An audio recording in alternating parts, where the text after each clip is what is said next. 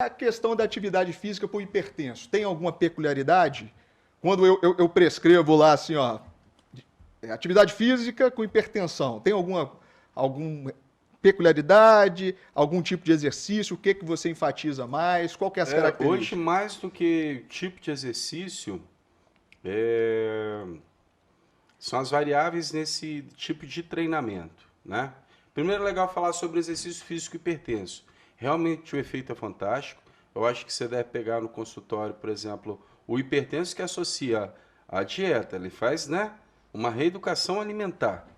E ele começa a prática de atividade física, você vê dia a dia, semana a semana, às vezes redução da pressão. A primeira a gente tem respostas agudas, né? É verdade. Terminou o treinamento, durante a gente fala que é como se fosse tomar uma pílulazinha a mais de antipertensivo. Então aquele camarada, pelo menos durante mais 24 horas, ele fica ali com a pressão um pouco mais controlada, mais baixa.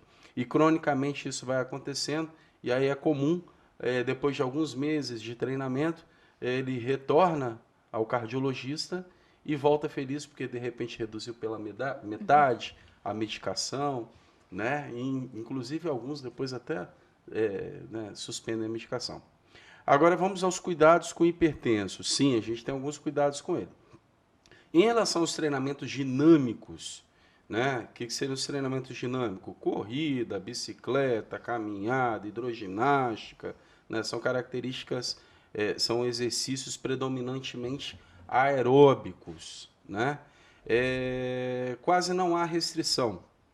Até as intensidades elas subiram, né, para 90, 95% de intensidade, ou seja, você vai condicionando o sujeito e ele vai treinar, ele vai aguentar treinar intensamente.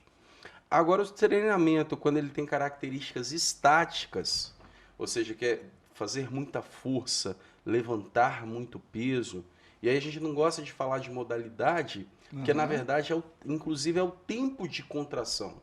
Então, por exemplo, quando eu levanto muito peso, o pessoal fala, vamos colocar o crossfit, né? Ou o treinamento funcional.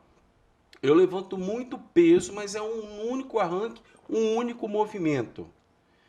Isso é muito rápido para produzir uma resposta hemodinâmica extremamente perigosa, né? Agora, tudo depende também da carga que está sendo utilizada.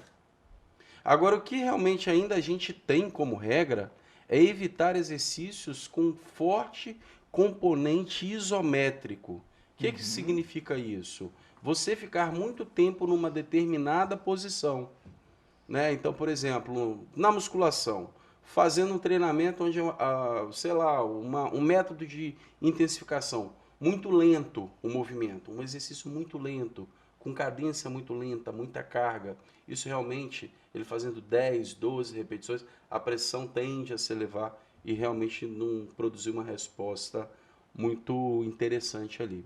Então Interessante. são esses cuidados que a gente tem que ter hoje com o hipertenso, de não deixar tanto tempo em contração. Ele se contrai, ele faz os movimentos, mas se evita muitas isometrias, ou seja, ficar parado numa posição com sobrecarga. Isso realmente ainda é uma contraindicação. Exatamente.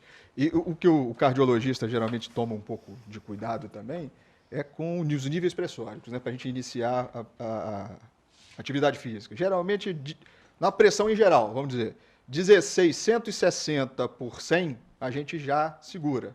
A gente fala assim, ó, vamos abaixar, vamos controlar um pouco mais a pressão, depois você começa a atividade física, né? Basicamente, é isso. E os pacientes que têm muitos fatores de risco também. Vamos supor, ele é hipertenso, ele é diabético e ele já infartou. Também nós vamos olhar ele com um pouco mais de cuidado antes dele entrar na atividade física, né?